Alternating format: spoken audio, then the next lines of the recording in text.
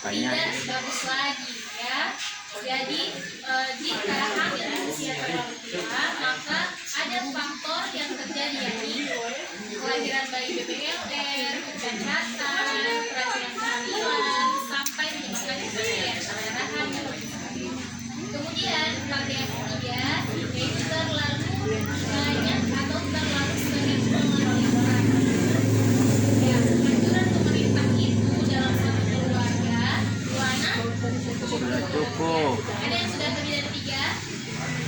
Ada. Boleh angkat tangan. Oh, baru satu. Baru rencana sis. Mati di kota masih usia muda. Sudah berubah lagi slogannya dari Dinas DKKP. Nah, kalau dulu dua anak yang penting sepasang laki-laki perempuan. Kalau sekarang dalam keluarga jika memiliki anak belum sepasang, maka masih boleh tambah lagi. Jadi kalau saya baru 2 anak laki-laki, mau tambah 1 lagi perempuan boleh. Yang penting faktor dari kesehatan ibu-ibu masih boleh. Tambah anak atau tambah istri?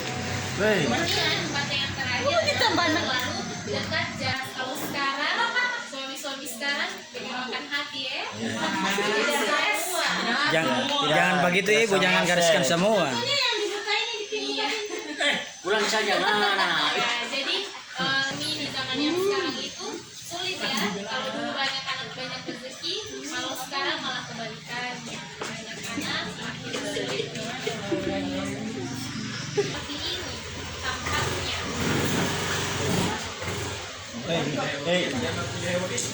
Mahasiswa. Oke. Jamur atau tubafalopi. Tubafalopi ini ada 2, terdapat pada kiri dan kanan sebelah rahim. Manfaat. Cara kerja dari tubafalopi ini yaitu menghasilkan sel telur. Menghasilkan sel telur. Nah, di atas tubafalopi ini terdapat fimbriae. Fimbriae ini tersambung dengan saluran rahim. Nah, fimbriae ini tempatnya sel telur melepaskan diri ketika sel telur itu sudah matang. Ya. Nah, setelah di rahim ya, rahim ini sifatnya elastis, tempat janin berkembang. Bagus. Setelah rahim, di bawah rahim terdapat mulut rahim. Nah, biasanya ibu-ibu kalau di puskesmas itu ibu-ibu melahirkan bidan memasukkan 2 jari rahim ini. Nah, di mulut rahim ini di situ dicek sudah pembukaan 2 cm, pembukaan 3 cm, ya. Nah, biasanya kalau bidan periksa, ibu baru bukaan 2 cm. Bidan itu tidak menyarankan ibu-ibu untuk bakuan dulu, ya. Karena kenapa? Karena mulut rahim ini sifatnya elastis dan dia bisa melebar sampai 10 cm sesuai dengan ukuran kepala janin. Jadi kalau besar dari mulut rahim ini sudah 10 cm, bidan akan menyarankan ibu-ibu untuk memulai bakuan.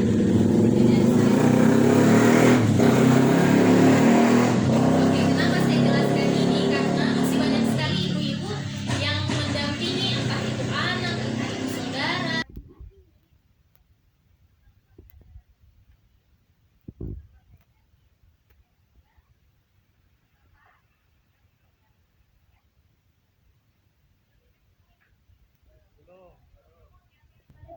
Lubang pertama itu terdapat di bokong.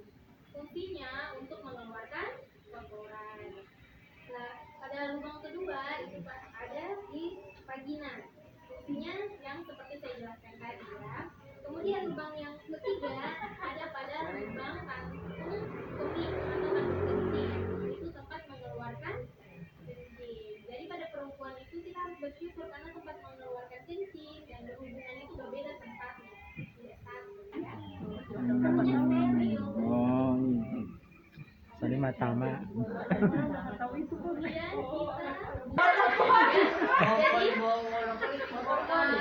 ini pasti Yang Korea mah. ini tampak bagian dan ini bagian sampingnya. adalah penis ya. Nah, pada laki-laki beda dengan perempuan. Kalau laki-laki terdapat 2 lubang saja. Lubang yang pertama ada di bokong, yaitu anus untuk mengeluarkan kotoran. Sedangkan lubang yang kedua ada pada penis. Ya. Lubang pada penis itu memiliki 2 fungsi, yaitu tempat mengeluarkan kencing dan tempat mengeluarkan sperma atau sperma.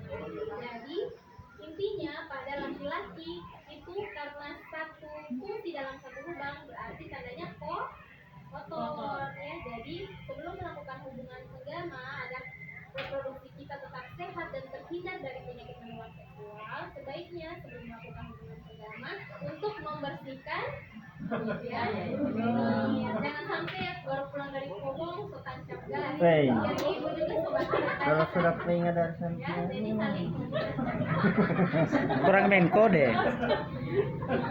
Atau sudah parikan langsung paminta. penyakit menular. Waduh.